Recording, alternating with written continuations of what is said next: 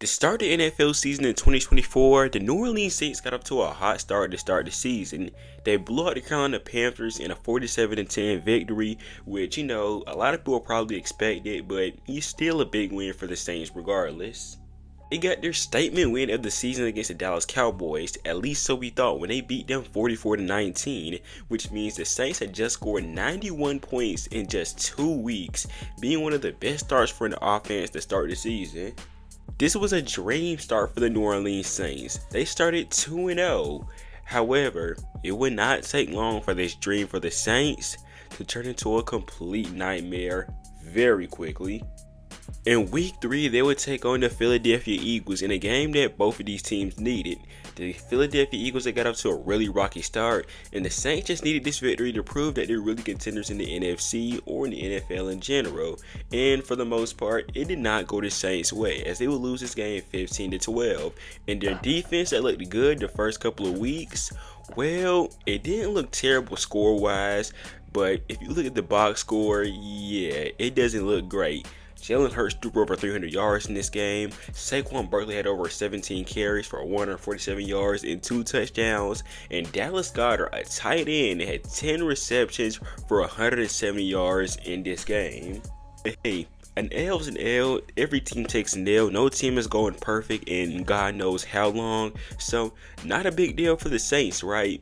But as I said before, this would take a nightmarish turn once again. The Saints were then going to lose 6 more games after losing to the Philadelphia Eagles, and it was not pretty at all. It looked pretty rough. It was a terrible watch if you're a Saints fan, and pretty much a terrible watch if you're an NFL fan in general. Carr, who looked pretty confident in his first 2 weeks in the NFL, went back to being very pedestrian once again, having a pretty rocky game versus the Philadelphia Eagles, a pretty rocky game versus the Falcons, and a somewhat meh game versus the Chiefs, and then he had a pretty meh game versus the Carolina Panthers, who was one of the worst defense in the NFL, and he didn't do much versus them. And by the way, as a result of losing to the Carolina Panthers, Dennis Allen, who in my opinion should have been fired last season, finally got canned as he should have. But let's look into why this Saints team would end up collapsing in the first place. Right now, the Saints have a bottom 5 defense in the NFL. The only teams that are worse, the Baltimore Ravens, the Jaguars, and the Tampa Bay Buccaneers, and then you have the New Orleans Saints. The Saints have a number of categories where they rank bottom 5. Passing defense, they rank as the 29th ranked passing defense in the league. Rushing defense, they rank as the 26th ranked rushing defense in the league. Total defense in general, the Saints rank at about the 28th range. And after allowing just 29 points between the first 2 weeks of the NFL season, the New Orleans Saints now have the 5th worst scoring defense in the league at 229 points allowed this season. Now, it is important to know that the Saints have struggled with injuries practically all season. Chris Olave has struggled with concussions this season and just basic injuries. Carr has also been out for a number of games. And then their offensive line has also dealt with a number of injuries. So, it is fair to point that out. But that is where roster depth now comes into play. And that obviously falls on the GM to make sure that is not the case. Saints lost Chris Olave and Rashid Shaheed. Well, the Saints had no receivers to look forward to outside of guys like Marquez Valdes-Scantling, Mason Tipton, and Jermaine Jackson. A few guys that probably aren't bad, but also a few guys you probably never heard of before. Essentially, the Saints were basically trotting out a practice squad offense and expecting it to work. And look what happened. The results, kind of show up for it. Losing Eric McCoy also didn't help this team either, as he was one of their best offensive linemen to start the year, and then he got hurt, and then his offensive line took a tumble, and I mean a huge tumble. Basically, what I'm trying to say is, if you want to blame anybody for this downfall, you can blame Mickey Lumis, because here's the thing. Whenever injuries happen for this team, they don't have guys you can rely on to basically fill in for their spots. Or you have guys, these are mostly very cheap free agents and guys straight up for practice squads, but these are not guys who you can rely on to fill in the starter positions and, be there for long-term, stars. Because these are mostly guys who got playing time in the preseason against backups. These are guys who are probably third-string guys who don't get playing time at all. So when you look at that, yeah, you can blame Mickey Lumis for this. He has basically screwed up the Saints financially to the point where if they have injuries at a spot, they have to basically reach bottom of the barrel for guys to fill into their position. And these bottom of the barrel guys, no offense, are not good, or they're not going to move the needle for a team. And we have seen how it has affected the Saints over the past couple weeks when they have struggled with injuries with Chris Olave and Rashid Shaheed. Like, their receiving core, without them, it looks like, let's be honest, a preseason team. Maybe a practice squad team that may, make it a little bit more dramatic. But let's also answer this question. Why are the Saints in this position in the first place? Well, it all falls back down to Mickey Lumis, because he still has the idea that the Saints can be contenders and they can be a playoff team. When, let's be honest, the Saints have not been a good playoff team since around 2020, which was, let's count that, 4 or 5 years ago to this point. So basically, his failure to have self-awareness and realize this Saints team is not going to be a contender or a playoff team for a while now has screwed over the Saints big time. This man wants this team to be contenders. This man wants this team to be a playoff team so badly, and he wants to keep the band together. However, he hasn't stopped to realize that maybe we are just not ready. We are just not a playoff team anymore. When the Saints have needed to go into a true rebuild, he has refused to do that. And look at the position this team is in. Let's look at the other bad decision. You made Dennis Allen your head coach, who we all saw how bad he was with the Raiders. In his 2012 season with the Raiders, he went 4-12. In 2013, he went 4-12 once again. And then in 2014, he got even worse. He went 3-13, and he was fired after they started 0-4. But let's get back into some roster problems for the Saints. They also have nobody who can rush the passer.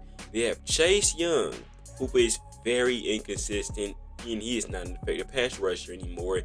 Nathan Shepard, not a good defensive tackle. Khalil Sanders, also not a good defensive tackle. But I'll give him this. I think Carl Granderson is pretty underrated as a pass rusher, but that's pretty much where the line is drawn, because they have nobody outside of him who can rush the passer.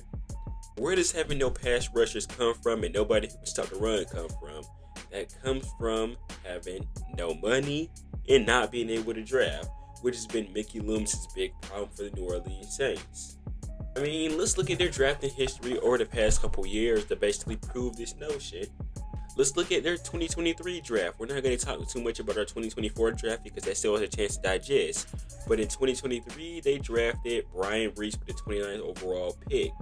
And he has been very mid to this point.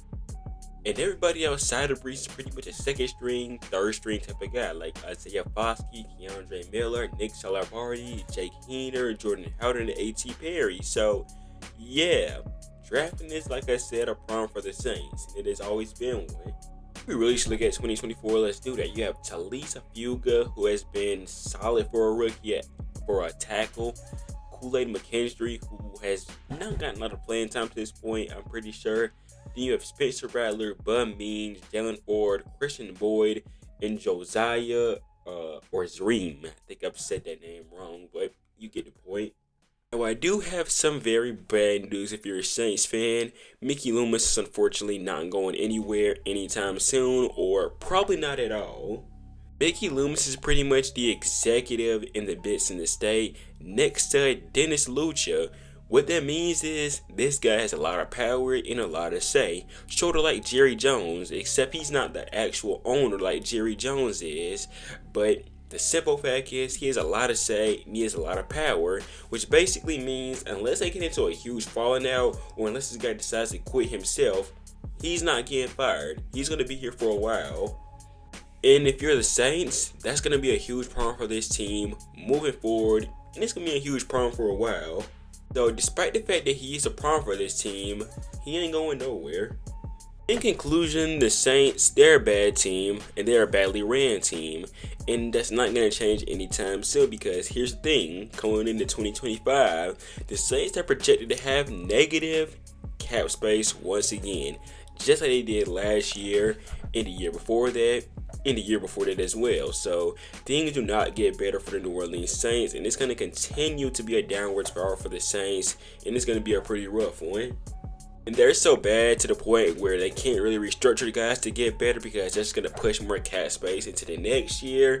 And then they can't really cut anybody. Well, they can, but that's not going to change much for this team either. They're still going to be negative in the cap space. So yeah, the point blank with this team, they're bad. They're bad all around pretty much. And they're collapsed for a number of reasons. They're terribly coached. They're terribly managed, and they're just badly ran all together pretty much in all phases. Coaching, management, you get the point. But as usual, you guys feel free to let me know your thoughts in the comments down below about the Saints. And what do you think about them moving forward? And what do you think about them currently right now? Let me know in the comments down below. And if you haven't yet, make sure you subscribe to my channel and set the bell icon for future football content. And follow me on social medias down below in the description. And I will see you guys in the next video. Peace.